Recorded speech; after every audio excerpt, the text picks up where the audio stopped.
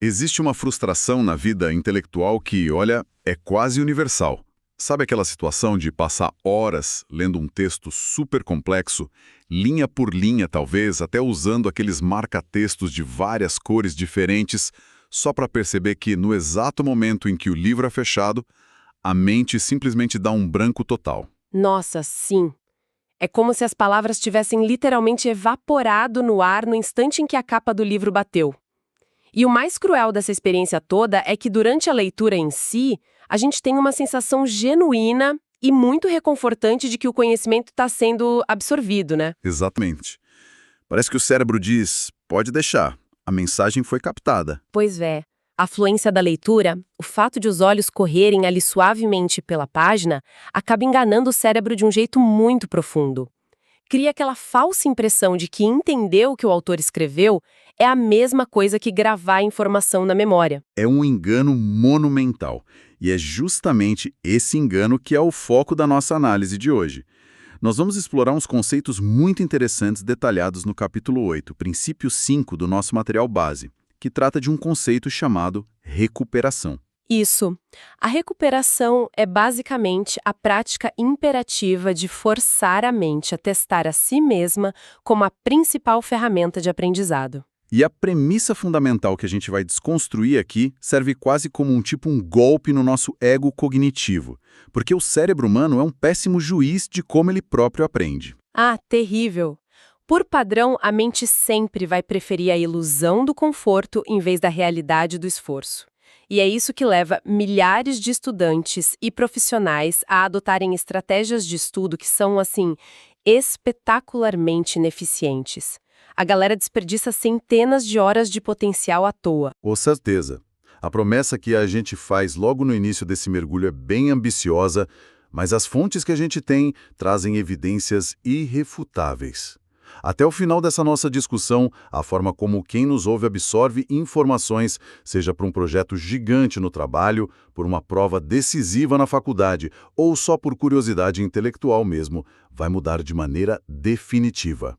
Certo? Vamos desvendar isso começando não em um laboratório moderno de neurociência, mas na Índia, lá no ano de 1913. Ah, esse é um ponto de partida histórico riquíssimo, porque para compreender a mecânica real da recuperação de memória, a história do matemático Srinivasa Ramanujan oferece o estudo de caso perfeito. É uma história fantástica. A narrativa começa com uma correspondência bem inusitada. Naquela primavera, o renomado matemático de Cambridge, o G.H. Hardy, recebeu uma carta enviada por um modesto assistente de contabilidade do escritório portuário de Madras. O remetente era o próprio Ramanujan. Isso.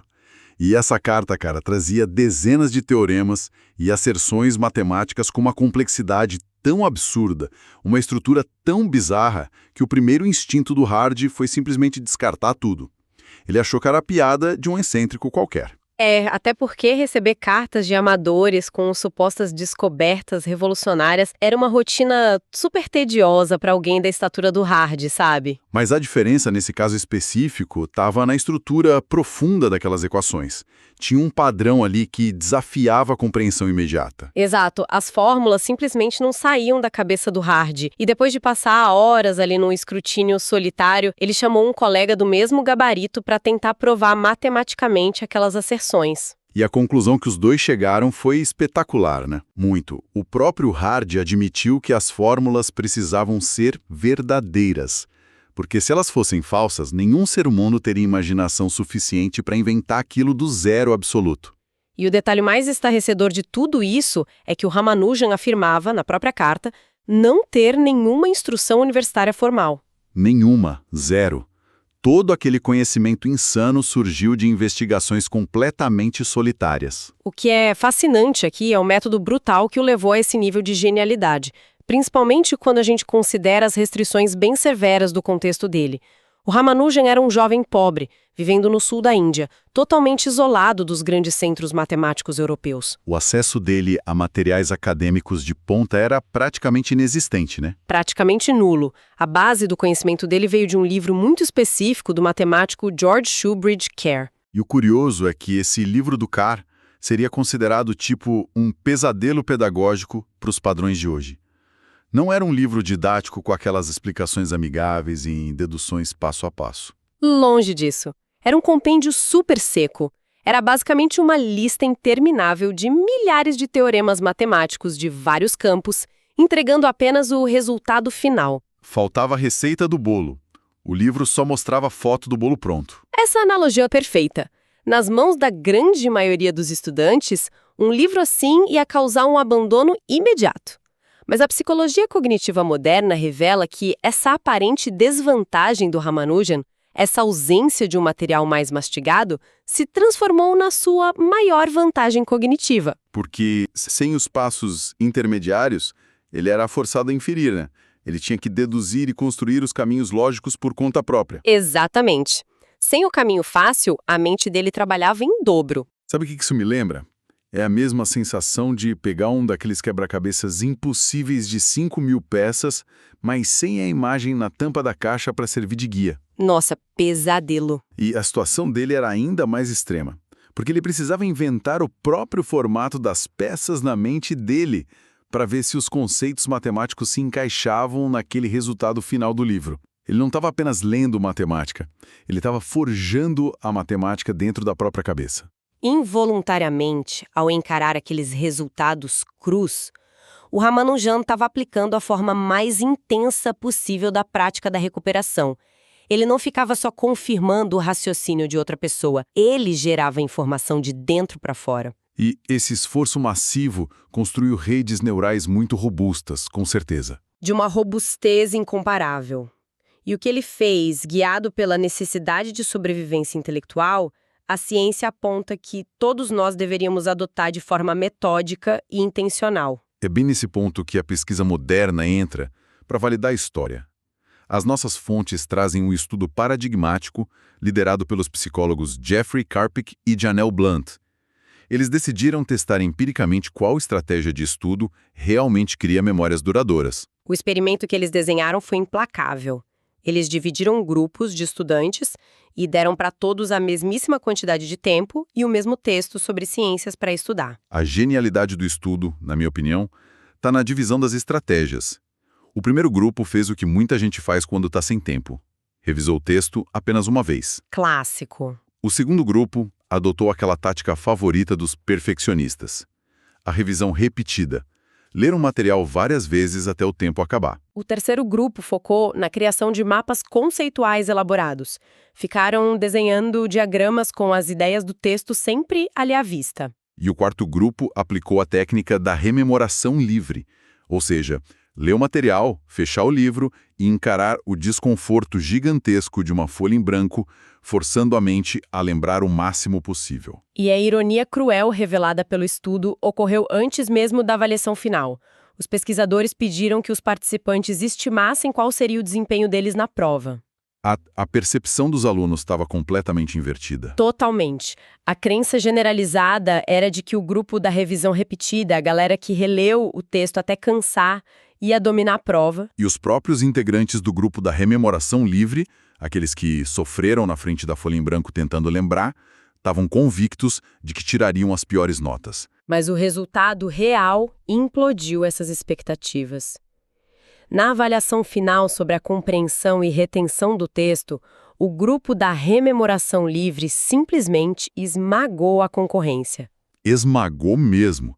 Eles conseguiram lembrar 50% a mais de informação em comparação com os grupos que usaram as outras estratégias. E uma vantagem de 50% em uma avaliação cognitiva é algo astronômico no campo da psicologia da aprendizagem. É uma diferença brutal. Um salto de retenção dessa magnitude só por tentar extrair a informação da mente ao invés de tentar empurrar de volta pelos olhos. Mas peraí, me tira uma dúvida. Se testar a própria memória é um método tão superior assim, respaldado por dados tão contundentes, por que o instinto primordial de quase qualquer pessoa estudando algo difícil é pegar um marcador de texto colorido e ficar relendo o parágrafo várias vezes? Aqui é que a coisa fica realmente interessante. A resposta para isso está num fenômeno metacognitivo que a literatura chama de julgamentos da aprendizagem. Julgamentos da aprendizagem. Como isso funciona na prática? É que o cérebro humano não tem um sensor confiável para indicar quando uma memória de longo prazo foi efetivamente consolidada. Na ausência desse sensor, a mente usa um atalho: a fluência de processamento. Entendi. Aquela sensação de que o texto está escorregando fácil. Exato. Quando um texto é lido pela terceira ou quarta vez, o reconhecimento visual das palavras é muito rápido, a sintaxe parece familiar, o cérebro interpreta essa ausência de atrito como domínio do assunto. E aí cria-se uma ilusão letal de competência a curto prazo. A pessoa confunde a familiaridade com as palavras impressas na página com a posse real do conhecimento na mente dela. Perfeito. O contraste com a rememoração livre explica exatamente a aversão das pessoas ao teste. Fechar o livro e tentar recriar o argumento do zero não tem influência nenhuma. É uma experiência toda fragmentada, cheia de engasgos e pausas frustrantes. E aí a pessoa se sente burra, para falar a verdade. O cérebro interpreta essa dificuldade, esse atrito mecânico para puxar a informação, como um sinal vermelho de fracasso.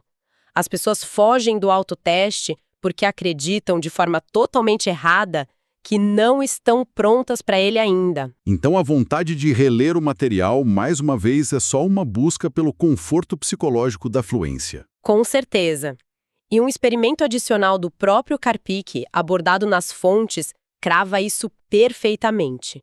Quando os alunos têm o poder de escolher como estudar, eles invariavelmente optam por ler de novo, ficam aguardando um momento mágico em que vão se sentir preparados para o teste. E esse momento nunca chega, porque a verdade nua e crua é que o esforço para lembrar o que está quase esquecido é o que de fato fortalece aquele caminho neural específico. A regra de ouro revelada pelas pesquisas é que o autoteste funciona muito bem independentemente do nível de prontidão que a pessoa sinta. O que nos leva a uma mudança meio filosófica na maneira como a gente encara o estudo, sabe? A sensação de bloqueio não é um desvio indesejado na jornada do aprendizado. O bloqueio, essa dificuldade de lembrar, é a própria essência do processo. Tem até um termo para isso, né? Sim, o psicólogo Robert A. Bjork formalizou essa ideia brilhantemente com o conceito de dificuldade desejável. A lógica parece um pouco paradoxal no começo, mas faz todo sentido do ponto de vista biológico. Quanto mais esforço a mente precisa fazer para localizar e recuperar uma informação, desde que essa recuperação seja bem-sucedida, claro, mais profunda e duradoura se torna a marca dessa memória. Exato. A facilidade é a grande inimiga da retenção. Isso explica porque tem alguns formatos de testes que são muito superiores a outros. Fazer um exercício onde é preciso escrever a resposta inteira numa página em branco gera muito mais retenção do que fazer uma prova de múltipla escolha. Na múltipla escolha, o desafio é só reconhecer a opção menos errada ali no meio. A prova de múltipla escolha acaba fornecendo pistas, o que alivia demais o esforço cognitivo. Já a rememoração livre força o cérebro a reconstruir o caminho neural por inteiro.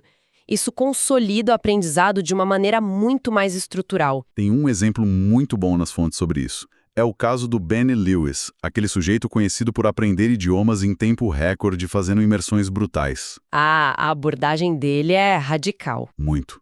A tática dele simplesmente ignora a leitura confortável.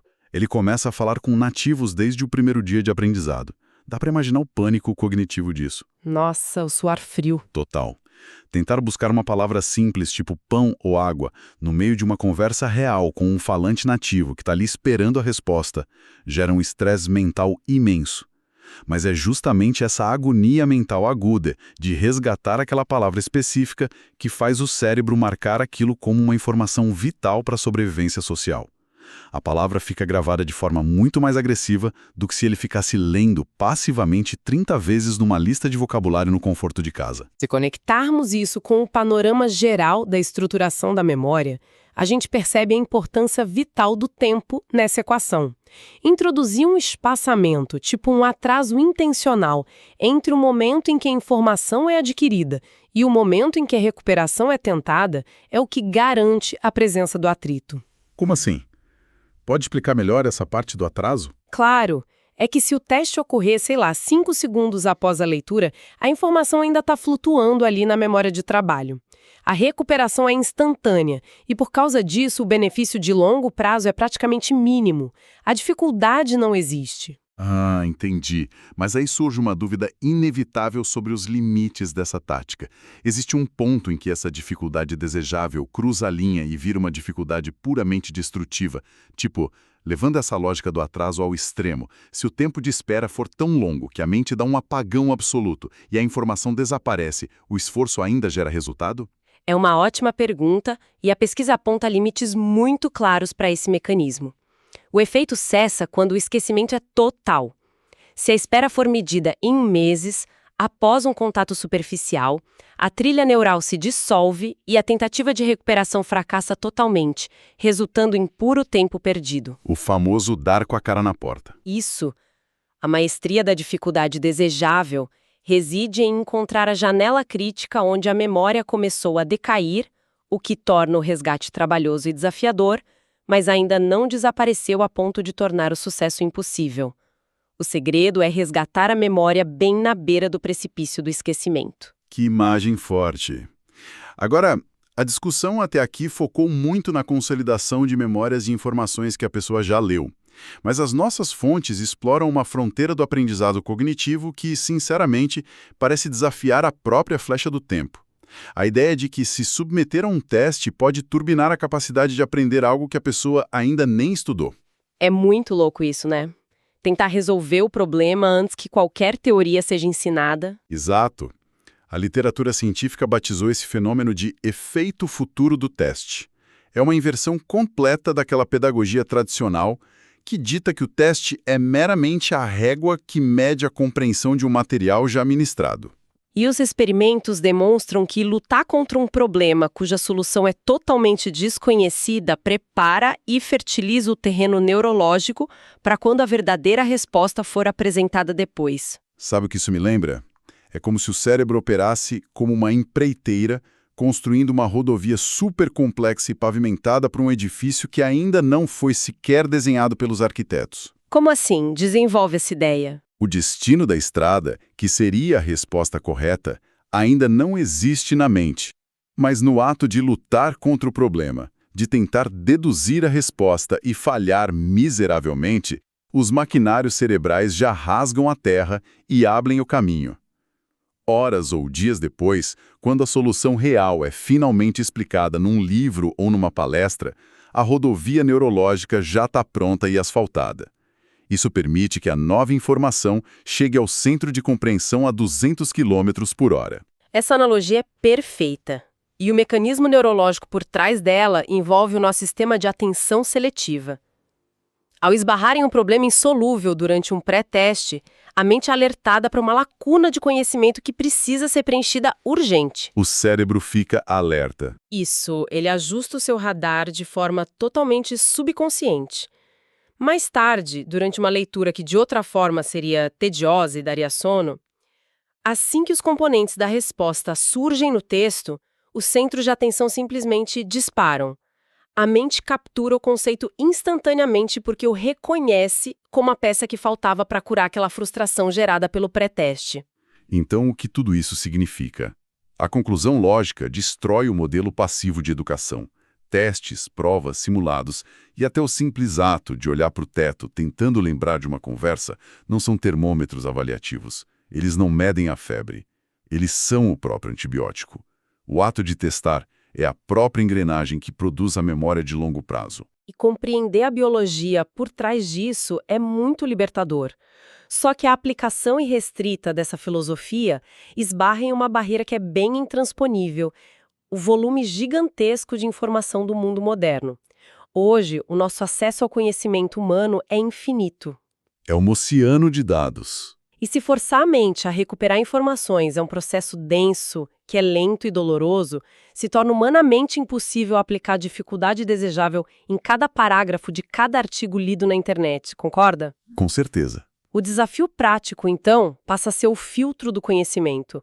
Como a gente seleciona o que merece passar por essa fornalha da prática de recuperação e o que a gente pode se dar ao luxo de pesquisar só superficialmente. Uma defesa natural para esse dilema É confiar na prática direta.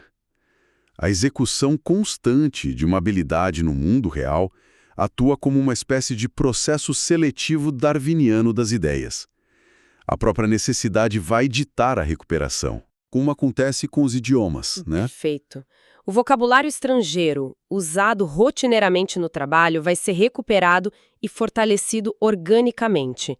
Enquanto isso, aquelas gírias obscuras que nunca são ditas vão desaparecer, limpando a memória e abrindo espaço. Mas as fontes trazem um alerta importante sobre isso. O perigo de depender exclusivamente dessa prática orgânica é brilhantemente ilustrado com a analogia de uma programadora de sistemas. Vamos imaginar o cenário. Ela precisa resolver um problema complexo de arquitetura de dados e possui duas rotas mentais. Certo. A opção A é uma solução recém-descoberta, elegantíssima e veloz. Ela leu a respeito disso superficialmente em um blog de tecnologia na semana passada. Já a opção B é um código tosco, super pesado, mas que ela sabe escrever de trás para frente porque já usou dezenas de vezes ao longo da carreira. Adivinha o que acontece na pressão de entregar o projeto até sexta-feira? Pois é, ela inevitavelmente vai recorrer à opção B. O cerne do problema aí é que, sem ter submetido à opção A, a prática de recuperação, aquela solução brilhante simplesmente evapora sobre o estresse do mundo real. O conhecimento passivo é meio inútil no calor do momento. A mente sempre vai escolher o caminho da fluência neural, mesmo que o resultado final seja bem medíocre. E para evitar esse aprisionamento na mediocridade do que já é confortável, a gente precisa de um volume amplo do que o autor define como conhecimento latente. O autor ilustra isso de forma perfeita com a própria experiência dele cursando a disciplina de lógica modal no rígido desafio MIT. Ah, essa parte é sensacional. Ele confessa abertamente que não tem a menor ideia de como resolver os problemas matemáticos daquela disciplina hoje em dia. A técnica assumiu. Mas porque ele se submeteu ao sofrimento da recuperação lá atrás, durante o aprendizado inicial, a fundação e o propósito da matéria continuam encravados na mente dele. Ele sabe exatamente para qual tipo de problema complexo a lógica modal serve. O detalhe técnico evapora, mas a estrutura magna da ferramenta permanece ali. E ter esse catálogo interno dizendo, olha, essa ferramenta existe e eu sei quando eu tenho que buscar ela no Google, é a fina linha divisória entre profissionais que apenas operam sistemas e mentes genuinamente brilhantes que criam coisas novas. Dominar esse equilíbrio exige método. A teoria é irrefutável, como a gente viu, mas o material se certifica de fornecer um arcabouço bem pragmático para quem está ouvindo. São estratégias táticas que dispensam tecnologias complexas e que qualquer um pode implementar no próximo ciclo de leitura. E como a gente transforma toda essa teoria na nossa prática diária? Bom, para frentes focadas em retenção de dados brutos e específicos, existe o famoso sistema de repetição espaçada por meio de flashcards, que são aqueles tradicionais cartões de perguntas e respostas. Muita gente usa flashcards para estudar idioma, por exemplo. Funciona mesmo. A mecânica dos flashcards é extremamente poderosa porque ela já embute o atraso temporal necessário para a dificuldade desejável. É a ferramenta definitiva para decodificar, por exemplo, a anatomia humana médica, a tabela periódica ou alfabetos estrangeiros. Contudo, essa força também é a sua grande limitação. Como assim? Qual é o ponto fraco? A natureza atômica dos cartões fragmenta a informação. Isso torna eles pouco eficazes quando o objetivo é compreender a interação sutil entre teorias sociológicas ou arquiteturas de software, onde a interconexão das ideias importa muito mais do que o dado isolado. Faz todo sentido. Para essas estruturas de conhecimento mais complexas, a recomendação converge para aquele desafio implacável que a gente mencionou mais cedo, a rememoração livre. E vamos combinar, a aplicação disso exige uma coragem intelectual imensa, né? Exige. A dinâmica envolve consumir um capítulo super denso de um livro de negócios ou de ciência, afastar os materiais, colocar uma folha em branco na mesa e obrigar o cérebro a vomitar a estrutura lógica do que acabou de ser absorvido. E ver a própria incapacidade de preencher 3 parágrafos após ter lido umas 20 páginas destrói qualquer ilusão de fluência. Mas pelo menos força o cérebro a começar a reter os pilares de verdade nas próximas leituras. Avançando para o domínio das habilidades mais práticas, surge a necessidade dos desafios autogerados.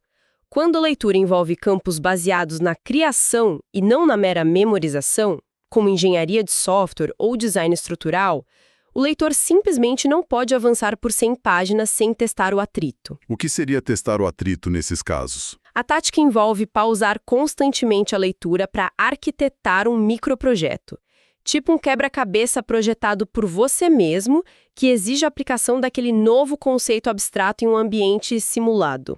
É literalmente transferir o conceito da página teórica para os próprios dedos. Muito bom. E se a intenção for diagramar o conhecimento para enxergar o todo, fazer mapas conceituais é fantástico. Mas o detalhe vital apontado nas pesquisas é que isso deve ser feito como aprendizado com o livro fechado. O famoso não vale espiar. Exato. Desenhar setas conectando ideias enquanto se espia o texto no monitor do lado é só transcrição artística. É preciso puxar o mapa estrutural diretamente da escuridão da memória. O esforço cognitivo brutal de lembrar qual conceito se liga a qual é o processo real de arquivamento. Mas eu preciso confessar, de todas essas adaptações do dia a dia, a alteração no método de tomar notas que é proposta pelo livro de perguntas carrega um potencial que eu achei transformador. O livro de perguntas é genial, porque a tomada de notas padrão que ocorre nas salas de aula e nas reuniões corporativas hoje em dia é só um exercício de taquigrafia passiva. A gente anota fatos concluídos para, supostamente, aliviar a carga da memória. Só que o livro de perguntas inverte esse fluxo. Em vez de registrar a afirmação mastigada, como, por exemplo, escrever "O Império Romano Ocidental colapsou em 476", o método exige que a anotação seja formulada estritamente como um interrogatório para o seu eu do futuro. Então você escreve a pergunta. Exatamente. Você anota. Em que ano o Império Romano Ocidental colapsou e qual foi o catalisador principal? Ao abrir o caderno meses depois para revisar, os olhos não vão escorregar por um mar de fatos confortáveis, gerando a ilusão de fluência. O caderno vira um verdadeiro campo minado de testes. Cada linha lida demanda uma recuperação ativa da memória para que a informação venha à tona, elaborar perguntas sobre minúcias insignificantes.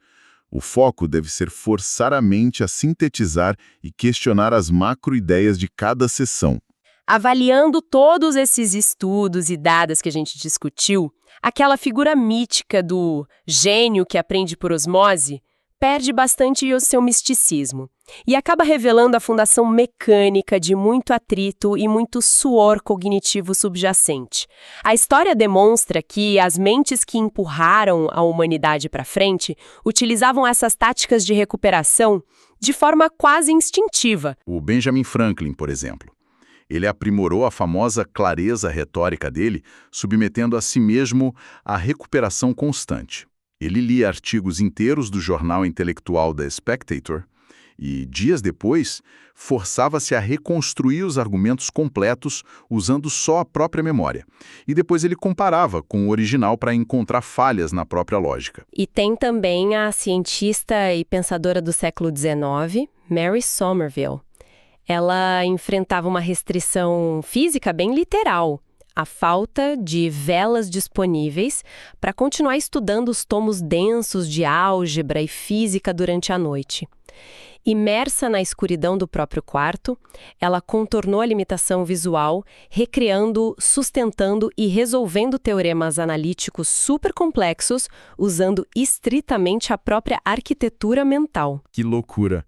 E em contextos modernos a gente tem campeões como Roger Craig, que construíram seus impérios de conhecimento, cobrindo e ignorando respostas deliberadamente para forçar a recuperação. A tática da recuperação pode até não carregar a garantia mágica de que alguém vai desenvolver as equações perdidas do Srinivasa Ramanuja, mas os indícios sugerem que ela é o piso fundamental, é o requisito biológico obrigatório para qualquer domínio de alta performance. Agora, tudo isso levanta uma questão importante, uma reflexão crucial que serve de contraponto essencial a tudo que a gente explorou e que precisamos deixar ecoando para quem está acompanhando a gente. Qual seria? Toda a base lógica argumentada até aqui consolida que extrair a informação da memória é a alavanca suprema do aprendizado duradouro.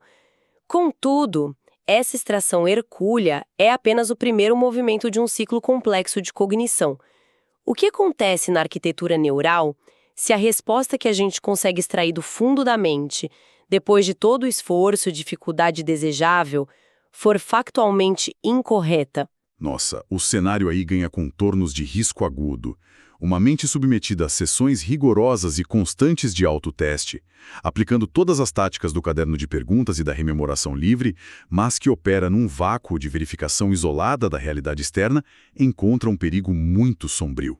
Exato. Sem o contraste com os fatos reais, o processo brutal de recuperação de memória serve apenas para sedimentar permanentemente as falhas de raciocínio. A pessoa não memoriza o fato, ela hipertrofia o próprio erro neural. Tornando-se não apenas equivocada, mas perigosamente confiante no próprio equívoco, né? O esforço extremo sem calibração constrói certezas em cima de alicerces podres. É o equivalente a caminhar a passos largos no escuro utilizando um mapa meticulosamente desenhado da cidade errada. A excelência não exige apenas a capacidade de gerar o conhecimento de dentro para fora, mas a humildade sistêmica de confrontar esse conhecimento extraído com ciclos de retorno contínuos e impiedosos. A grande pergunta que fica é: como projetar mecanismos de feedback robustos o suficiente na rotina de trabalho ou no cronograma de estudos para garantir que o vetor dessa intensidade mental implacável esteja apontado para a direção correta da realidade? É um questionamento final que evidencia que a expansão da capacidade intelectual demanda tanto esforço interno quanto vigilância externa. Com certeza. Então, na próxima ocasião em que um material crítico precisar ser internalizado e aquela tentação de reler grifando com o marcador neon surgir, acompanhada da doce ilusão da fluência cerebral, o impulso deve ser contido. A verdadeira construção do conhecimento começa no momento doloroso em que o material é afastado, os olhos encaram a página em branco e a mente é obrigada a provar o que realmente guarda. Até nossa próxima análise.